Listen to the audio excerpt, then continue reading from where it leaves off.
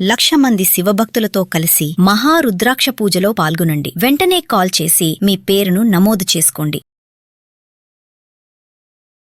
నమస్తే, సుమన్ టీవీకి స్వాగతం. ప్రస్తుతం మనతో ఉన్నారండి ప్రముఖ ఆధ్యాత్మికవేత్త మరియు శ్రీ విద్య ఉపాసకురాలు గీతా కుమార్ అమ్మగారు ఉన్నారు. బోల్డని విషయాలు మనం నివృత్తి చేసుకుందాం అమ్మగారితో మాట్లాడి. అమ్మ నమస్తే. అమ్మ శ్రీ గురుభ్యో నమః, శ్రీ మాత్రే నమః. నమస్తే అమ్మా. అమ్మ పూజ అంతా అయిన తర్వాత ఆ పూజ గది తలుపులు ఉంటాయి, అవి ఎప్పుడు వేయాలి, ఎందుకు వేయాలి, వేయకుండా ఉంటే ఏమన్నా అవుతుందా? ఇప్పుడంటూ అందరికి సపరేట్ రూమ్స్ అన్ని వచ్చాయి. పూర్వం ఇలా లేదు. Hmm. నార్మల్ గా అందరూ కలిసి ఉండేవాళ్ళు, ఏదో చిన్న గూడులో పెట్టుకునే వాళ్ళు.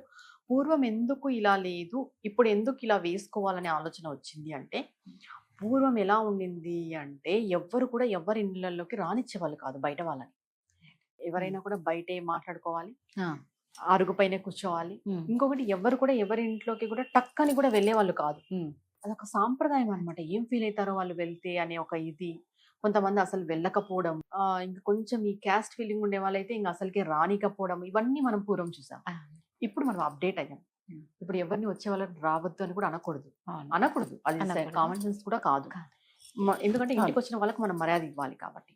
అలాంటప్పుడు ఈ సపరేట్ గా రూమ్స్ ఉన్న వాళ్ళు, దేవుడి గదులు ఉన్న వాళ్ళు, దేవుడి పూజ అయిపోగానే రూమ్ డోర్ క్లోజ్ చేయాలి. అయిపోగానే మీరు పూజ చేసి బయటకు వచ్చిన వెంటనే దేవుడి రూమ్ డోర్ క్లోజ్ చేయాలి. దీపం కొండ ఎక్కక ముందే. ఎందుకు అంటే మనం నైవేద్యం పెడతాం అమ్మవారికి.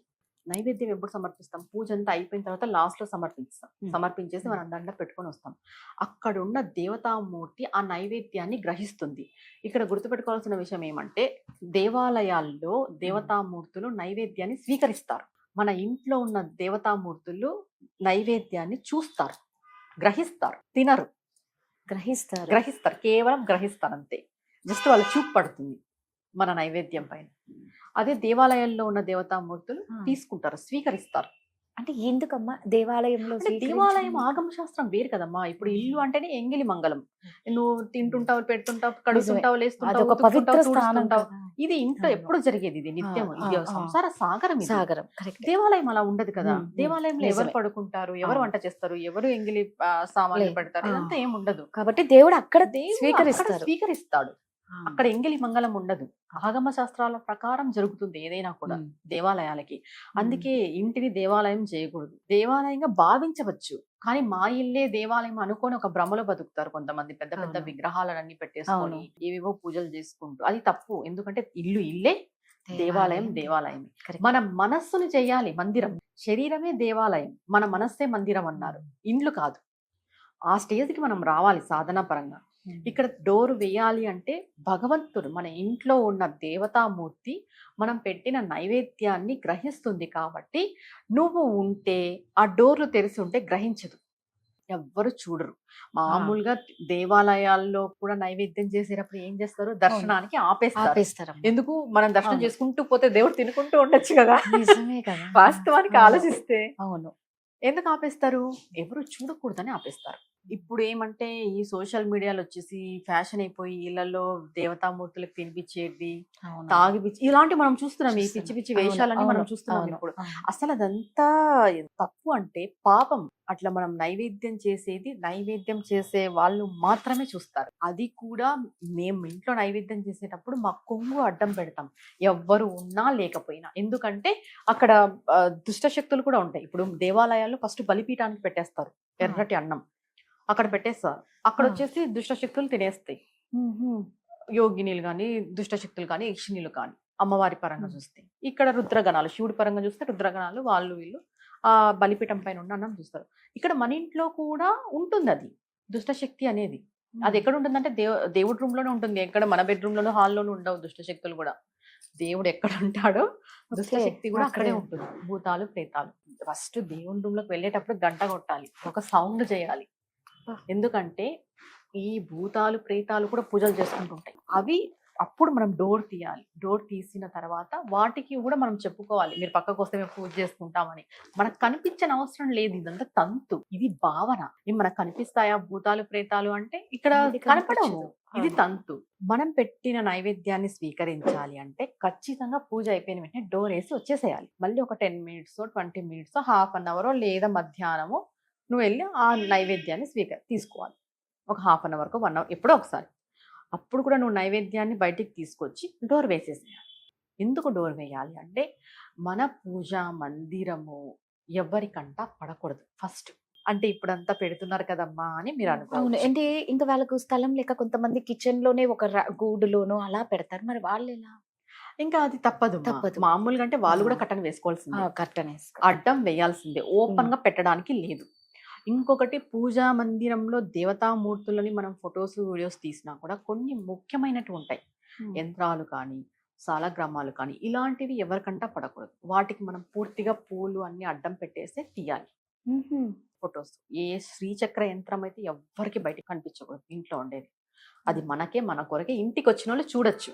ఫోటోలు తీసి పెట్టడము, ఈ వీడియోస్ చేయడం ఇప్పుడు చాలా మంది మనం అవును, చూస్తున్నాం. బాగా ఇలాంటిదంతా అవును. తప్పు. మన పూజా మందిరము ఎవరు చూడకూడదు, ఎవరికంట పడకూడదు అని డోర్ వేయమనే చెప్తారు. ఇంకొకటి చూస్తే ఏమవుతుంది అని అంటే, నీ చూసే దృష్టి బాగలేకపోతే బా వీళ్ళ ఇంట్లో చూడు ఎంత బాగుంది అమ్మవారు, వీళ్ళ ఇంట్లో చూడు ఎంత బాగున్నాయి వెండి సామాన్లు, వీళ్ళు చూడు ఎంత ఘనంగా అవును. పూజ చేస్తారు అయితే బట్ ఇంకేం అంతేనా? ఉండదు.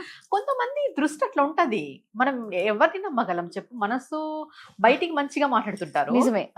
లోపల అయ్యో వీళ్ళు ఎంత బాగా చేసుకుంటారు, వీళ్ళు అంత బాగా చేసుకుంటారు, ఈవిడ పూజలకి ₹1,00,000 ఖర్చు పెడుతుంది, ఈవిడ పూజలకి 2,00,000 ఖర్చు పెడుతుంది, పోటీతత్వం ఎక్కువ ఉంటది ఇక్కడ ఈవిడ మాత్రం. పూజలకి 10,00,000 నిజం. ఖర్చు పెడుతుంది, కొంచెం బాగా అలంకరణ చేసి ఈవిడ ఎంత ఖర్చు పెడుతుంది, అది ఈవిడ ఎంత నిజమే ఖర్చు అమ్మా. పెడుతుందో ఈ పూలకే ఈమె చూడు అనుకునే ఎన్ని వాళ్ళు డబ్బులు చాలా పెడుతుందో మంది అనుకుంటారు ఉన్నారు. పాపం.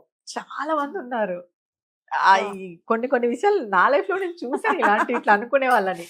ఆ, నార్మల్ గా నువ్వు చేసిన ఏ ఖర్చు కాదు, నువ్వు మహా అంటే ఒక 3-4 వేలు పెట్టని పక్కనోడికి ఎట్లుంటుందంటే ఒక 3-4 లక్షలు పెట్టినట్టు ఎక్కడి ఉంటది. నుంచి వస్తున్నాయో వీళ్ళకి డబ్బులు. ఇంత డబ్బులు. అవును. నిజమే. ఈ ఈ ఆరా పడుతుంది, దిష్టి తగులుతుంది. ఇంకొకటి వచ్చిన వాళ్ళు ఎలాంటి పొజిషన్ లో ఉంటారో కూడా మనకు తెలియదు. ఒకవేళ మెన్సెస్ లో ఉండొచ్చు, నిజమే. పోనీ వాళ్ళకి ఏదైనా చెడు గ్రహ ప్రభావం వాళ్ళపైన ఉండొచ్చు, ఏదైనా దుష్టశక్తి ప్రభావం వాళ్ళ మీద ఉండొచ్చు, ఏదైనా జరిగిండొచ్చు. అందుకే అందరినీ పూజా మందిరం వైపుకి పిలుచుకపోకూడదు. ఫస్ట్ ఎవరైనా ఇంటికి వస్తే మా పూజా మందిరం చూద్దురండి అవును. చూద్దురండి అని అవును. పిలిచి చూపిస్తారు. అవును. చాలా తప్పు, చూపియొద్దు. పూజా మందిరం ఒకవేళ చూపించొద్దు. వాళ్ళు అడిగితే చూపియండి.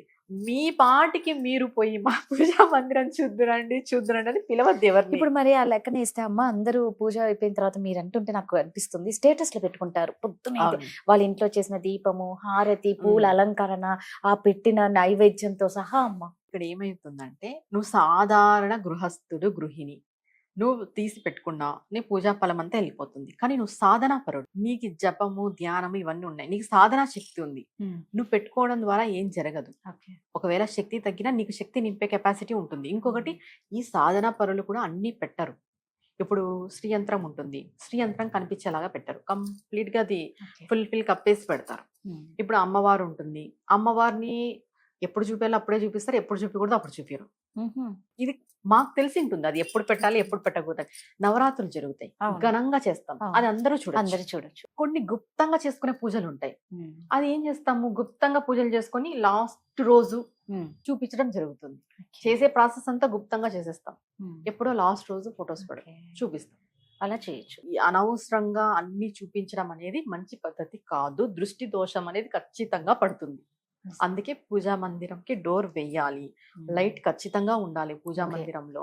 దీపాలు పెట్టాం కదా అని లైట్ ఆఫ్ చేయకూడదు, ఎందుకంటే ఆ దీపాలు ఎప్పుడైనా కొండెక్కచ్చు, పూర్తిగా చీకటి అయిపోతుంది, పూర్తిగా చీకటి ఉండకూడదు. ఇప్పుడు రాత్రి అయితే దేవుని ఇంట్లో లైట్ ఆఫ్ చేయొచ్చా? ఆఫ్ నైట్ అంతా కూడా అలాగే ఉంచాలి. లైట్ అనేది ఆఫ్ చేయొచ్చు. 24 hours అలానే ఉండాలి. ఎందుకంటే నీ దీపం ఎప్పుడు కొండెక్కుతుందో నువ్వు చూసుకుంటూ ఉండలేవు, మరలా పోయి నువ్వు వెలిగించలేవు, ఆ స్థితిలో నువ్వు నిజమే. ఉంటావో ఉండవో అవును. కూడా తెలియదు. ఖచ్చితంగా 24 గంటలు కూడా పూజా మందిరంలో లైట్ ఉండాలి, వెలుగు ఉండాలి. వెలుగు లేకోకున్నట్టు దేవతామూర్తులు గాని దేవతా పటాలు గాని మన ఇంటి పూజా మందిరం కానీ ఉండకూడదు. ఎందుకంటే భూత ప్రేత గణాలు కూడా చేరేది పూజా మందిరంలోని మనం చెప్పుకున్నాము. వాటి శక్తి ఎక్కువైపోతుంది చీకటి ఎక్కువ ఉండడం వల్ల. ఖచ్చితంగా లైట్ ఉండాలి. చాలా చక్కగా చెప్పారమ్మా. ధన్యవాదాలు. నమస్తే అమ్మా.